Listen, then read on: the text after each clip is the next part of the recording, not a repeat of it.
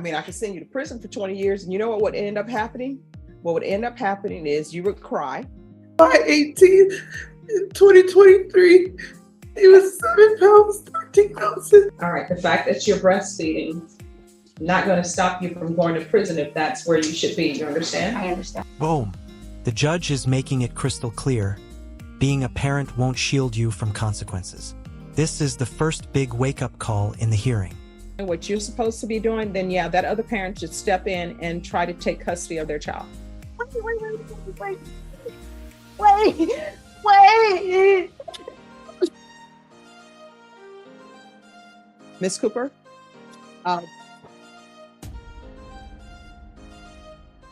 Ms. Arazola, did you understand by pleading intruder violations 45, 45, 5, 5, and 5, the court would find them to grant the motion, find you guilty, not grant you community supervision, and sentence you up to 20 years in prison and up to a $10,000 fine. Did you understand? Yes. Yeah. Knowing that, do you still wish to plead true to 45, 45, 5, 5, and 5? Yes. I'm sorry? Yes, Judge. All right, the court is finding 45, 45, 5, 5, and 5 true. Is there an agreement? There is, Your Honor. Yes. The agreement is to recommend. Notice how the court stacks multiple conditions: GPS tracking, drug tests, parenting classes.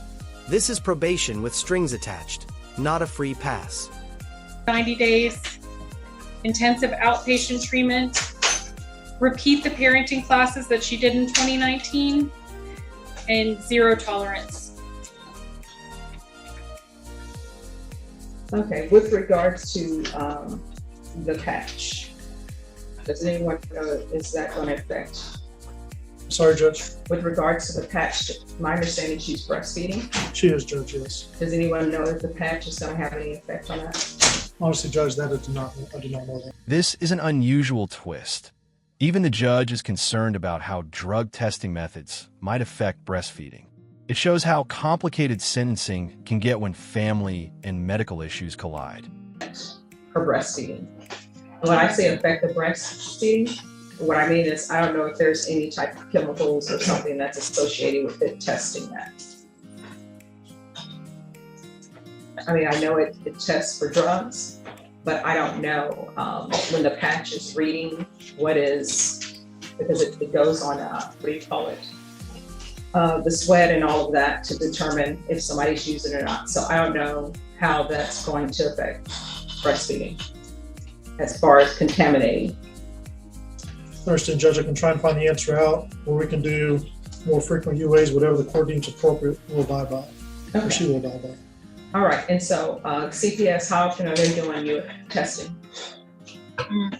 Since they came out and I did my assessment with them, they took the test, they looked through the house, and I haven't they haven't gotten back in contact with me again. Okay, so we're gonna have to do testing, frequent testing here.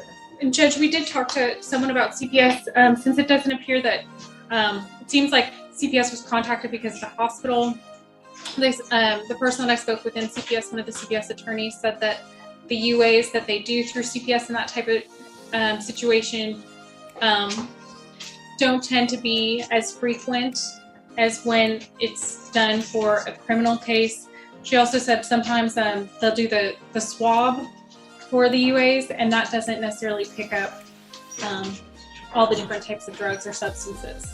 All right, and so you're asking for GPS tracking. Is she already on GPS? She's on GPS right now, not tracking. I think it was supposed to be by tracking by the court's order, but I think I gave the court a very poorly worded order. So pretrial services put her on GPS, not just tracking. So she's on that right now through pretrial services. All right, are you working now or no? No, I'm not right now. I just I needed to just be able to take myself and my son to our follow-up visits for the pediatrician and for myself as well. All right, so how are you supporting yourself? Well, actually, I'm living with my mom right now, so she's the one that pays the rent and stuff until I'm able to get back on my feet. You may add, Judge, as well, Mr. Miranda, which is the baby's dad, I also think he's helping support her as well. He is the one that actually hired me to represent Ms. Arzola.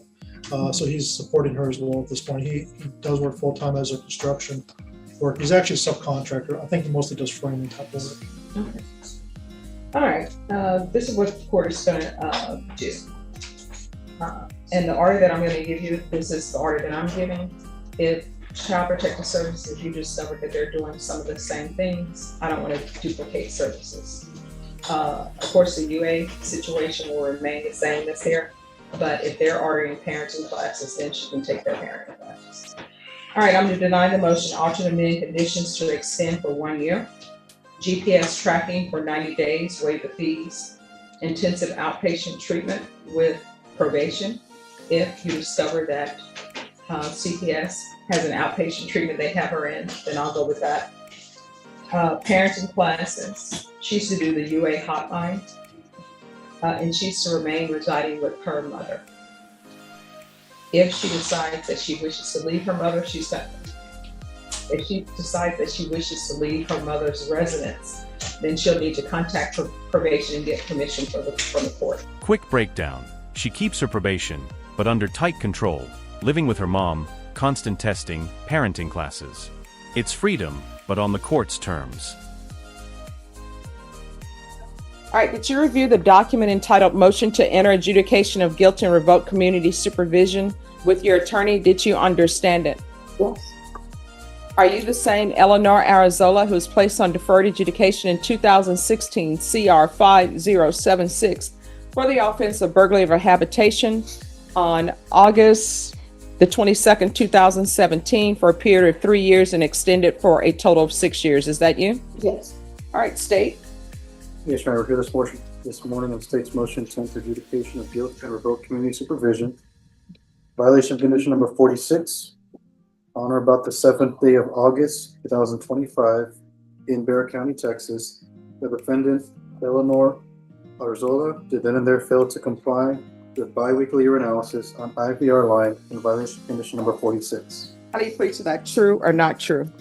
The state will waive the other violation. Any objections? No objection, Judge. Did you understand by pleading true to violation of condition number 46, the court could find it true, grant the motion, find you guilty, sentence you up to 20 years in prison and up to a $10,000 fine?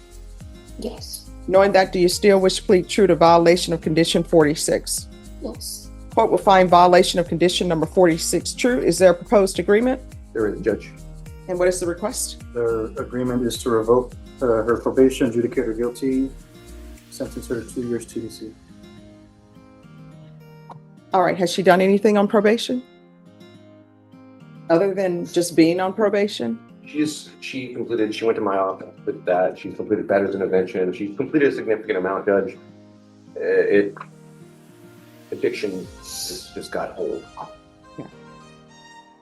Probation? Oh, I'm sorry. The BIPP, it says there was a violation of program or services, but the MyOff was complete.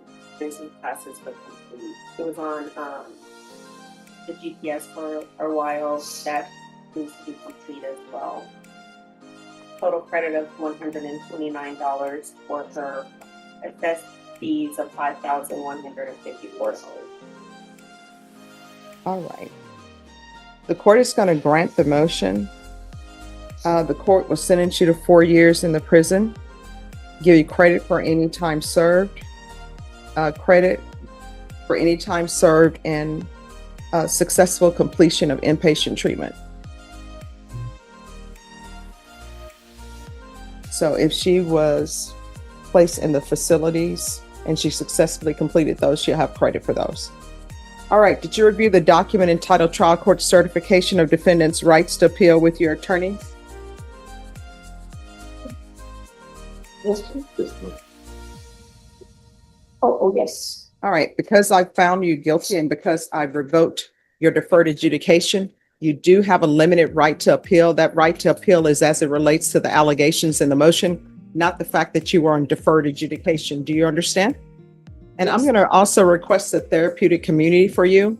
I can request it for you, but you're going to have to request it as well because I do not have the authority to force them to place you in that program. Once you're released from the prison, if you can't find a sober support house or anything of that nature, just let me know and come back here and I'll pick up the phone and call someone to see if we can get you help. All right? Thank you. All right.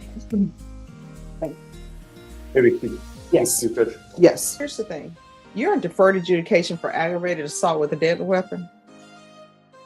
Is smoking marijuana worth 20 years in prison? I mean, I could send you to prison for 20 years, and you know what would end up happening?